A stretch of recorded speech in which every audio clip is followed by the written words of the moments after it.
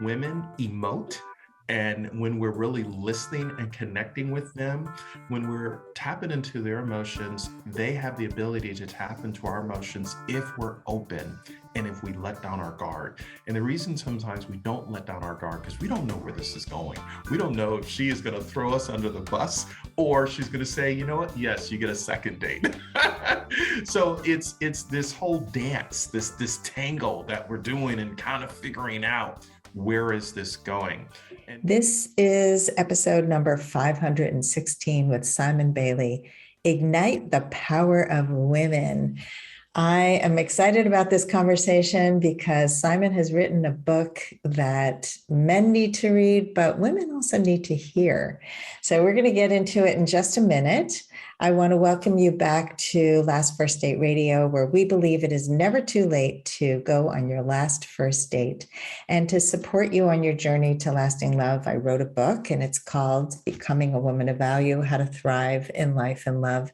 And it's filled with basically everything I learned on my path to healing after my divorce and really having an empowered life. And I share a tip from the book each week. By the way, the book is available on Amazon for Kindle or paperback. The tip this week is step number 17, which is let go of toxic people. We're often married to toxic people or people who are toxic to us.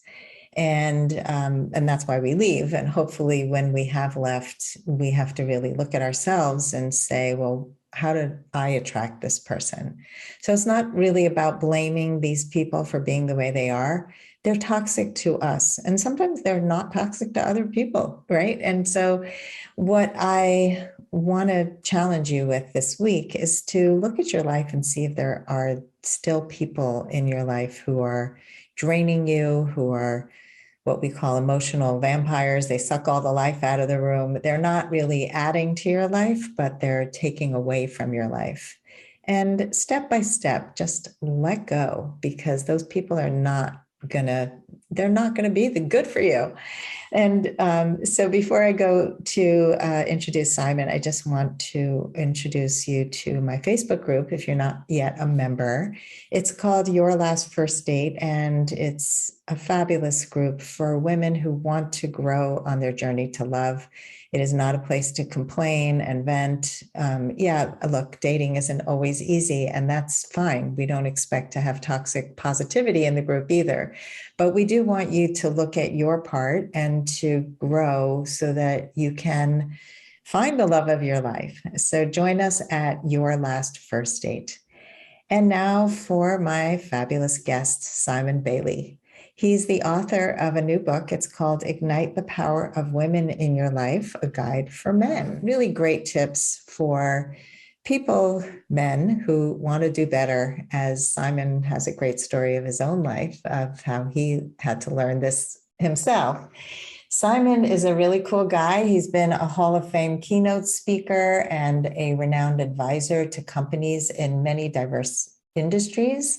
And his framework is based on 30 years of experience in the hospitality industry, which is hard to believe because Simon looks like he's about 20. And he was a sales director for the Disney Institute and has 3 popular online courses that are featured on LinkedIn Learning. He had a Goalcast video about a conversation with his daughter that got 90 million views on Facebook and inspired his book and his movement. Welcome to the show, Simon. Sandy, it's so good to be with you. Thank you for having me. Well, let's get into your story. You talk about your wife, Jody, and you met her online. Most people say online dating doesn't work, but obviously it does.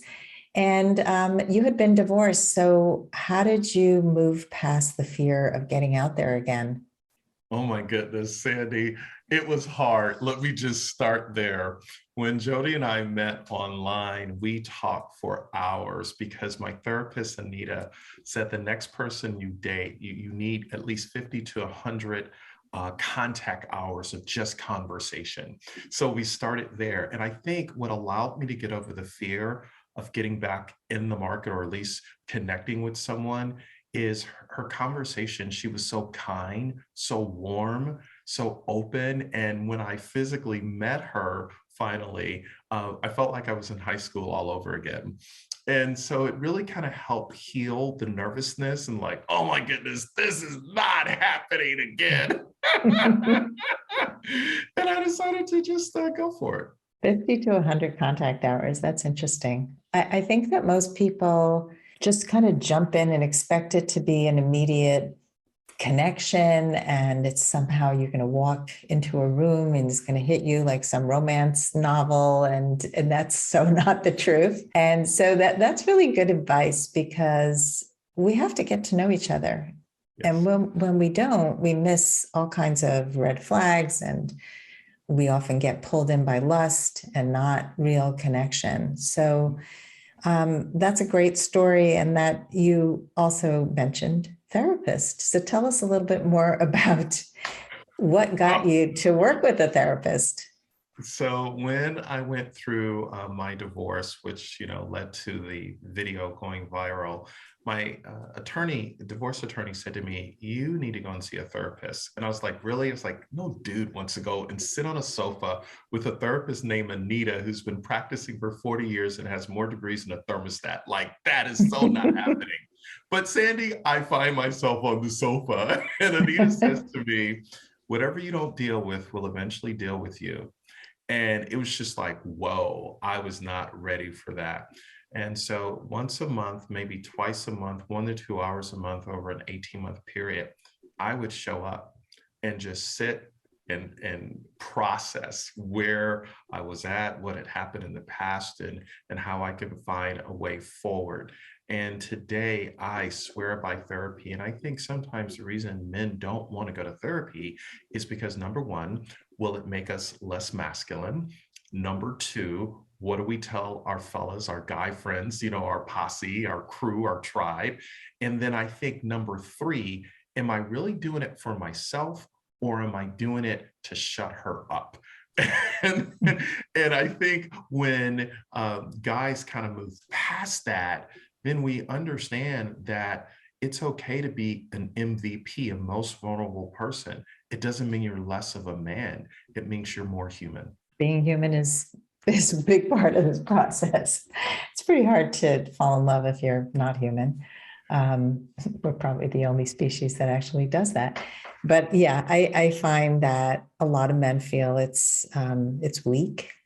It's hard to be vulnerable.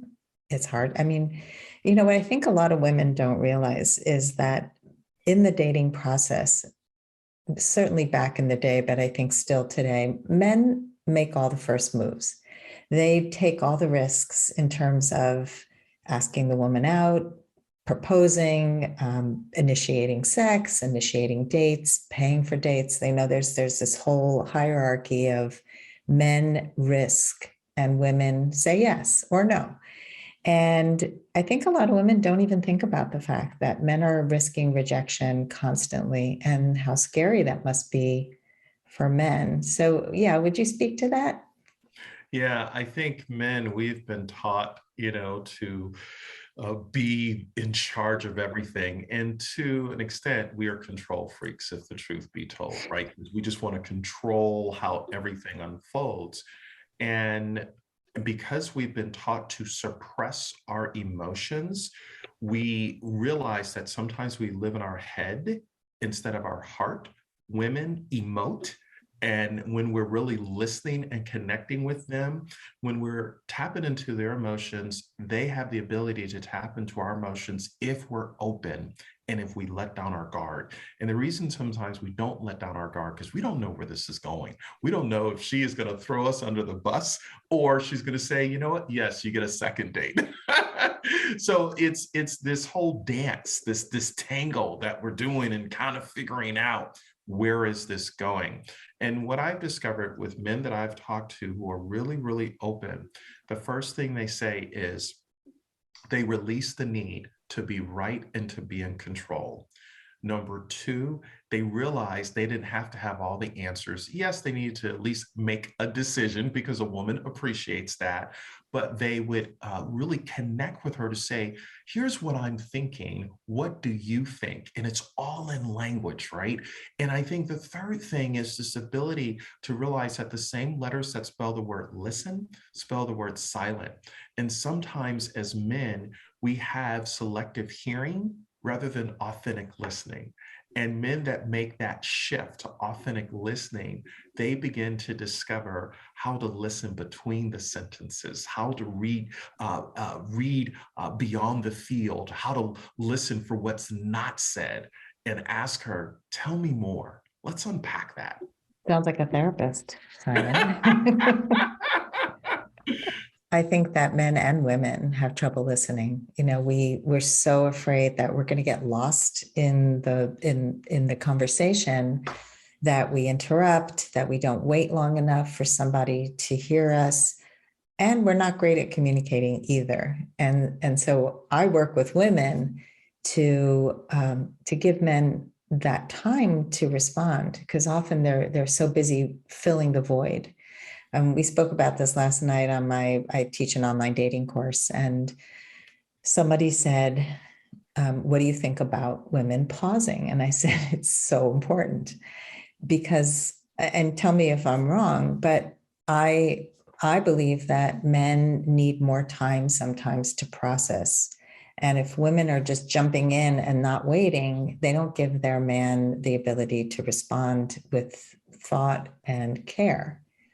Is that your experience? It's totally my experience. And women who are listening to us who understand the power of the pause, it's a part of the wooing process, because we as men, we want to be respected, we want to be honored, and we want to be heard.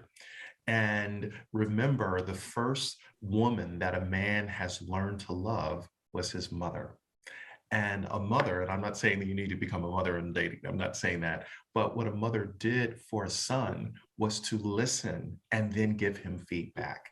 And that ability to really give us feedback on what's going on or what we just said becomes the mirror that reflects back to us.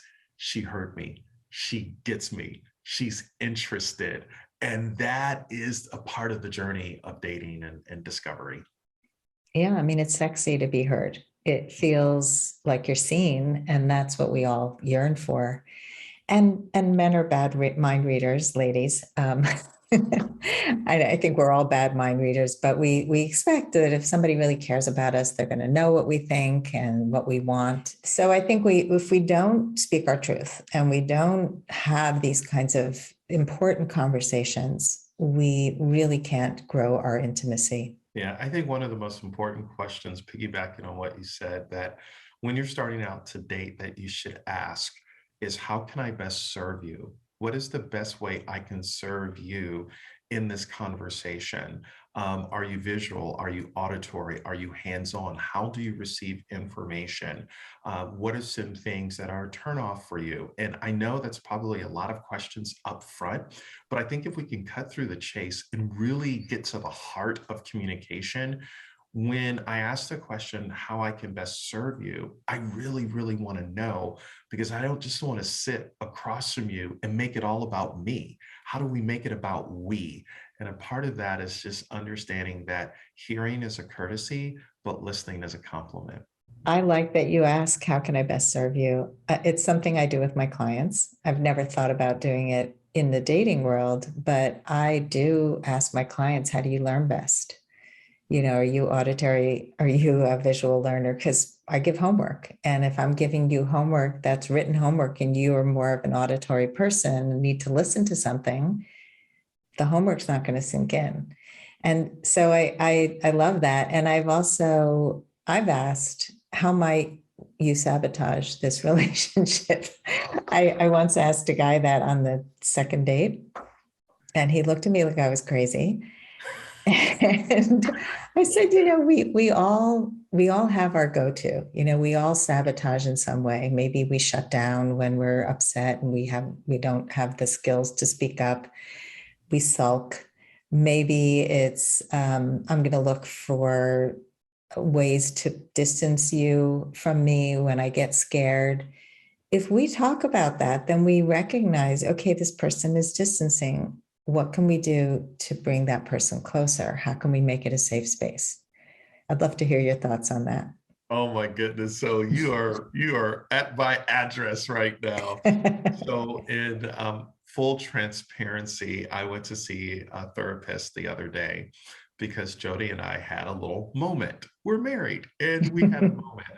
And the first thing the therapist, Rachel, told me is she said, you are experiencing fight or flight, and something happened that ties back to your divorce. You were triggered.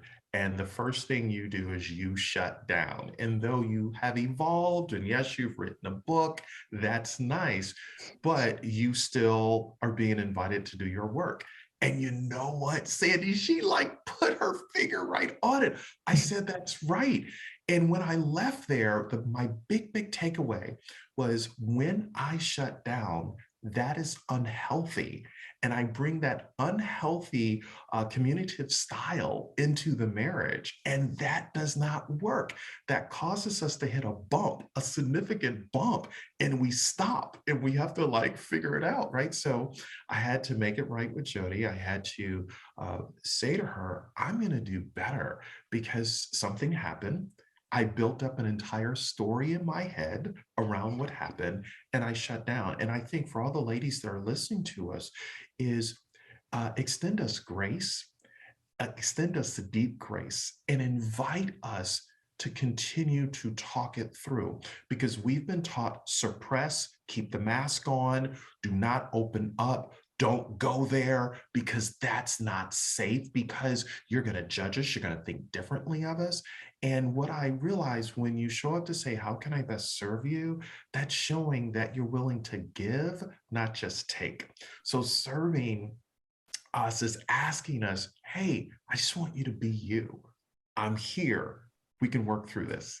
It takes courage to do that. And a lot of people are not open to doing that. Like we said in the beginning, people who are avoiding therapy and don't want to talk about hard things. But I love how you repaired. And so whenever there's a fracture in a relationship, there can be an amazing repair.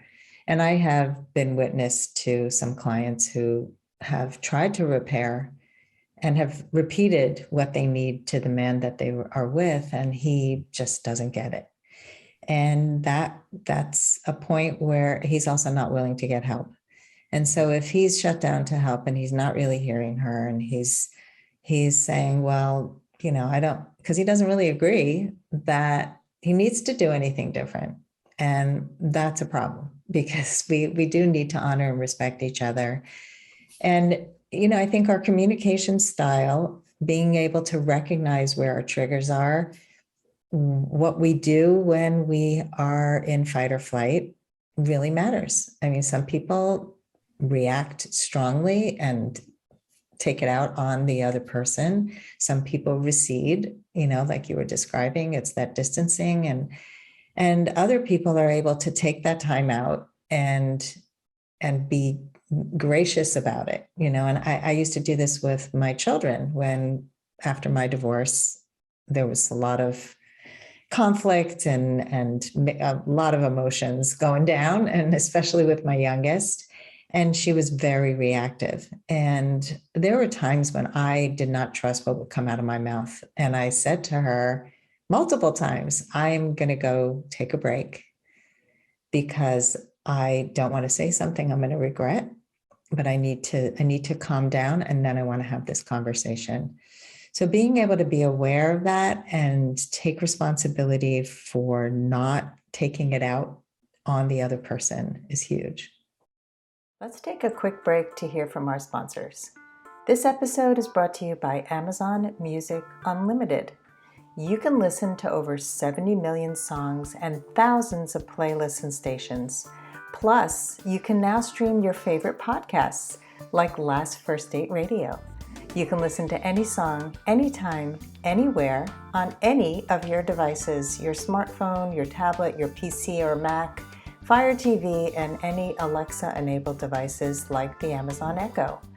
Get Amazon Music Unlimited for free for 30 days. Just head on over to getamazonmusic.com/last1st date to learn more and claim this offer. In the book, you talk about the imprint of the father. And, it's one of the first things I do in coaching is to look at family of origin, the what we call the love blueprint, or the, how we learn about relationships. And my son has talked a lot about his relationship with his father and how he wishes in certain ways that he got guidance about women from him and didn't learn the things that he had to kind of teach himself. And so I'm curious about the significance that you find between a man and his father, and also how it affected you in your own life, and what you would say to men in terms of their father and their relationship with him. When I think about my father absolutely loved and adored my mom, did everything for her. My father and mother came up in an era, the greatest generation, where he was all about providing and taking care of my mother. When he passed, he said to me and my brothers, "Whatever you do, take care of your mom." So that has stayed with us. It's just etched in who we are. But one of the things that he neglected to do was to tell me that he loved me. And he said, "I put food on the table, clothes on your back, a shelter over your head." That was my way of saying that I loved you. And I said, "You never said it." As a result, I never told Daniel and Madison that I loved them. And their mother said to me, "What's going on?" And I began to tell her about my dad. And she said, "You may want to do something about that." And so when I had the conversation with my dad, he said to me on his deathbed, "I love you. I believe in you. Whatever you do, put God first." And it was eye-opening for me. But I then turned to Daniel and Madison and really began to upgrade my verbal software by saying to them, "I love you and I believe in you." But it went a step further.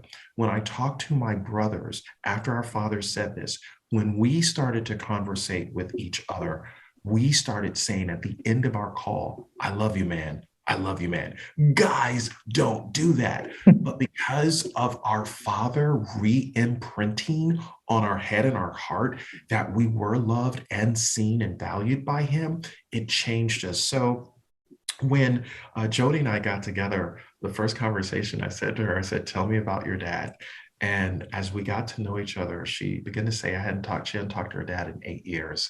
And I said, "Okay." I said, "Do you think it's time to maybe pick up the phone and do that?" Now, let me just add a disclaimer. I am not a therapist. I probably should encourage her to go to a therapist or to talk to someone, because I don't know what trauma or history is attached to that. But the more I began to know her and she began to trust me, trust is the emotional glue of all relationships. She picked up the phone, she called her dad, and her dad said that he had been waiting for that call. And their relationship has just really begun to heal as a result of that. But here's what I would say to women. If you really want to understand how a man thinks, tell him to share a time that is the most amazing time that he had with his dad. Also share a time when he and his dad were perhaps disconnected, or perhaps he didn't grow up with his dad.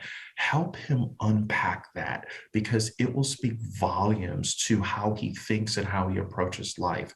To men that are listening, I would say, if you have a son, what is your son seeing in you? Because how to love a woman is caught and taught.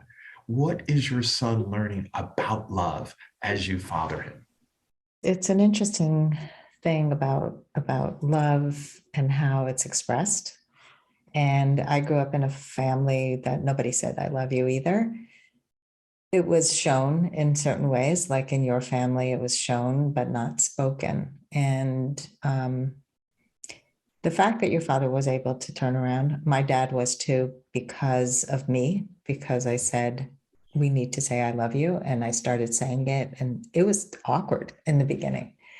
And it was like, "Okay, love you all, love ya," just like this awkward. But I think that it's a training, because I mean, my kids, we don't end a phone conversation with that "I love you," and we don't just say it. So a lot of times, also, I think this can become like goodbye, love you, sounds the same. And I think that it's also important to be intentional in how you express love and gratitude for each other. And with some of my kids, we do have like these set times where we will express, like, here's what I noticed this week. This is what I'm really grateful for. Here's what I regret having said. Here's what I'll do better. And just, I think that if we can all model for our children how to do better, and then they can go on and create a better legacy for relationships. I mean, that to me is the ultimate goal, is that the next generation does better. How are your kids doing? They're doing better because I've just had to double down on being a better dad. And I have two amazing bonus daughters, and Ashley and Chelsea. And I realized that I just need to show up every single day. In fact, I picked up this card the other day. And for those who are listening, the card says, I love a world with a woman like you running it. And it's a little card of a little girl that's maybe 9 years of age. And I bought this card for Madison. And I'm going to write a little note in the card, not because it's her birthday, it's not because she did anything outstanding, but I just want to hug her with my words to Mm. let her know how I feel and how I think about her as a young lady growing up. She's 20 years of age, and Daniel's 23. And I'm going to write him a little note as well, because sometimes our children need to be hugged with our words. And we may not verbalize it, but it's written. This is something that they will share with their children one day, my grandchildren, right? That look at what dad did. And that's the imprint of a father. Hug with your words. That's a great way to say it. And we don't express enough. I think that people again assume, well, you're my kid, I love you, obviously. But a lot of times there's conditions attached to that love. Like, I love you when you get straight A's, and I love you when you're the first in the team, and when you make the team, and when you clean your room. I love you a lot. When you don't, not so much. And so even though we don't always say those words, they feel it, and they need to know that they are they are loved just for being and existing in the world. And so it's wonderful that they have you as a cheerleader, cheering them on to just show up in the world and be human. I have my thoughts. I'm still that helicopter dad from time to time. So I'm in recovery. I'm in recovery from being a helicopter dad.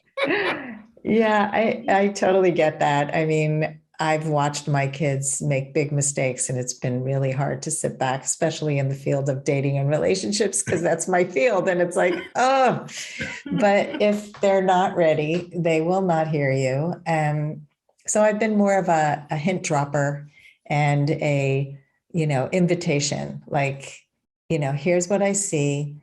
If and when you're ready for support, I'm here. But never, this is what you need to do. You're doing it all wrong, even though that's what you really want to say. You started to talk about the, expressing care. And I'm wondering if that's tied into the 4 practices of caring science Yes. that you have mentioned in your book. So talk about how what that is and how it's transformed your life. This whole Caritas Caring Science Transformation taught me 4 practices. The first practice of forgiveness.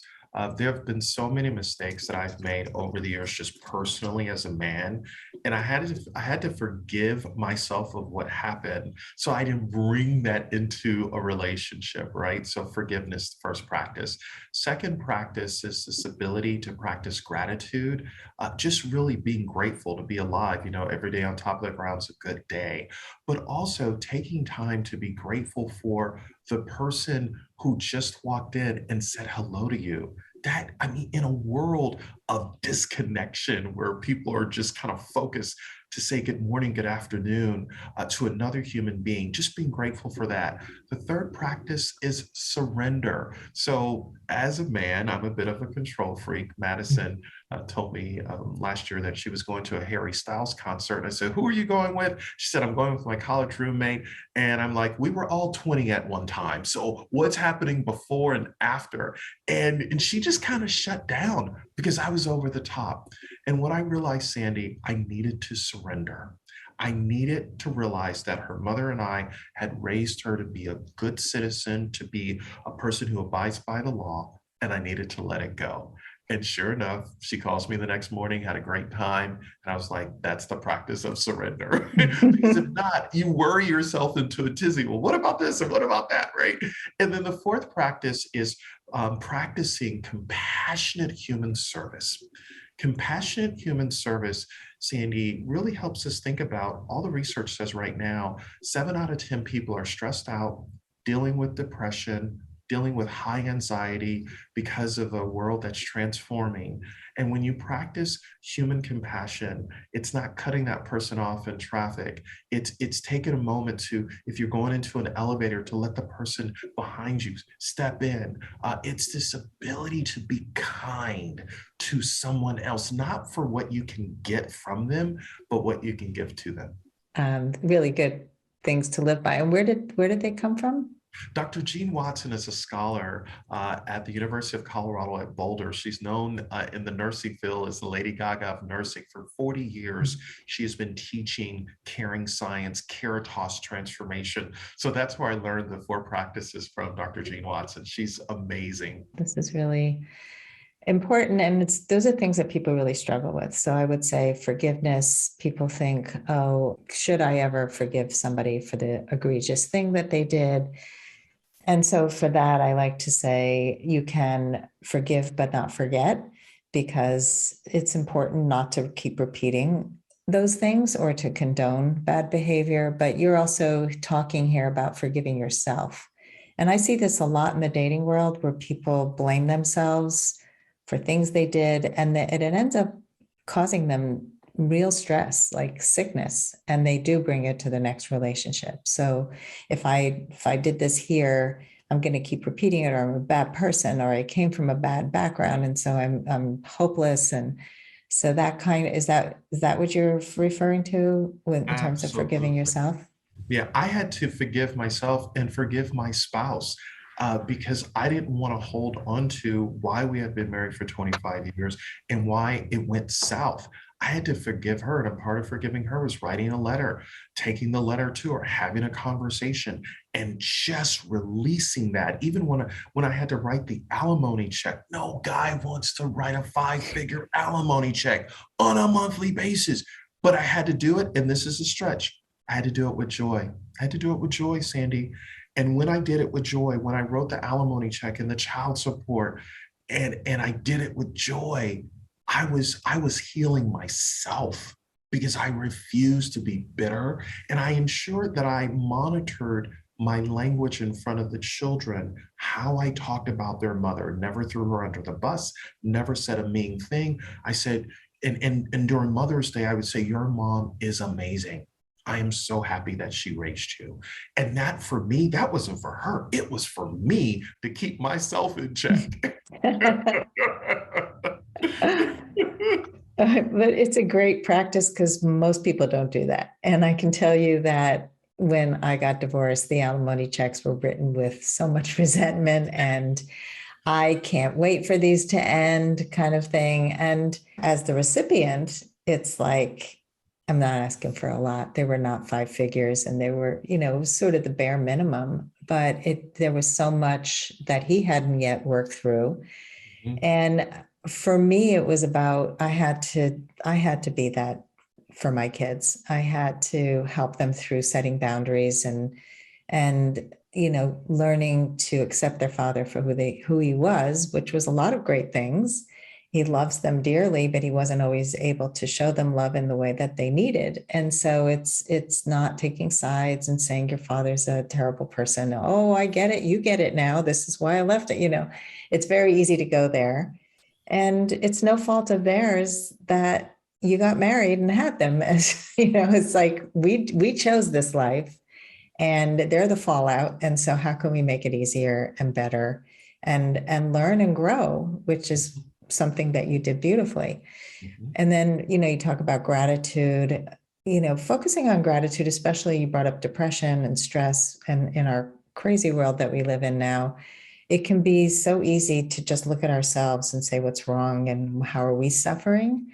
we suffer so much less when we can focus on what is working, because that's within our control. And a lot of things are not. We're living at a time when the stock market's crashing and there's a war going on in Russia, and who knows what's going to happen in the world. But we can control these small parts of our lives. And surrender, that's a really hard one for people. Letting go of control. I think people, like you admitted that you're a control freak a few times in this conversation. I think most people deny that. They think, oh, I'm not controlling. And yet they need to manage everything and everyone. And that is so self-defeating. So being able to surrender, but also you mentioned something else, because it's not just let go of everything. I think that's very Zen and Buddhist, and it's a beautiful place to be that most of us can't attain. But you mentioned you trust, that you trust your children. You brought these kids up in a certain way. You gave them a foundation. And I think that that's a big part of surrender, that when we have built something with a solid foundation, we then have to let go. Mm-hmm. And a lot of people fail to do that initial training and building, and then they're always trying to play catch up. And when you surrender, I'm so glad you said trust. You're not totally you're throwing caution to the wind. You're still an able-bodied thinking individual, but what you're doing is you're not controlling the outcome. It's what Wayne Dyer taught years ago, operating with detached intention. So my intentions are in the right place. I'm just going to detach myself for how it unfolds. I'm still going to do what I need to do. And so when you operate in that place, it allows you to let go of the stress and just breathe. Take a deep breath. It's going to work out. Yeah, it's not your weight to carry. Let's talk about romance, because often when people are in a long-term relationship, it takes a back seat. So what are some practical ways that men can bring the romance back? Oh my goodness. I love this question. I think the first thing, obviously, what is her love language, which, thank you, Dr. Gary Chapman, for introducing that. But I think there's a deeper question to ask is, how does she like to be cherished? Because anybody can say, I love you. But when I cherish you, I am thoughtful about, is it a handwritten note that's left in a refrigerator? Is it a text? Is it a phone call during the day? Is it sending flowers for no reason at all? Is it going to her favorite restaurant and taking flowers, having them at the table preset with just a little gift, a little small gift there at the table? So when you get there, all of a sudden she's like, you planned this? Absolutely. Because when you cherish someone, you are constantly wooing them. And then sometimes it's just taking a walk. Sometimes men, we think we have to do big, big, big things and we have to spend a lot of money. Sometimes she just wants to go for a bike ride, or maybe a walk down the street. It's being intentional to say, how is she wired? What do I know? And how do I make that emotional deposit into her emotional bank account, that as the interest begins to accrue in the account, she knows that she is cherished? The love languages are brilliant. Understanding how people give and receive love. It's not just one way. And knowing how a woman likes to be cherished. And sometimes a woman will tell a man and he'll ignore her. And again, it'll go right over his head. Exactly. I mean, I had an incident early on in my marriage where my ex-husband bought me a birthday cake. And I've talked about this on the podcast before. So if you've heard the story, just ignore me. But it was so significant to me that it bears repeating. He bought me an ice cream cake in his favorite flavor. And in his favorite flavor. Exactly. So I thanked him for the cake. I was gracious. And I said, next time, would you be willing to get one in my favorite flavor? That would mean a lot to me. Well, the way he would take feedback was, I'm never buying you another ice cream cake. And this happened over and over in terms of gift giving. Sure. And so it's like, I'm giving you the recipe here. Like, this is what I need. And he had a hard time hearing any feedback. He would just shut down.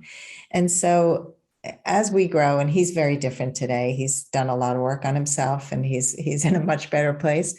But it's, to take a look at ourselves, like, how are we hearing somebody's feedback? And especially if it's given kindly, because otherwise we don't know. We don't know if she likes texts more than flowers, or ice cream cake versus a bunch of kale and making a salad, or, you clean the bathroom, let's have sex.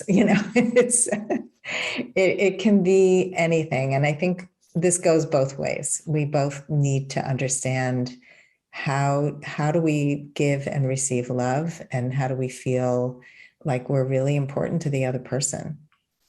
What you just said, we can drop a pin in that. How do we hear the other person? And do we ensure that nothing is lost in translation? That's so good. Thank you for saying that. Well, Simon, this has been an amazing conversation. And to end, I always like to ask my guests the same question. What are your final words of advice for anyone who wants to go on their last first date?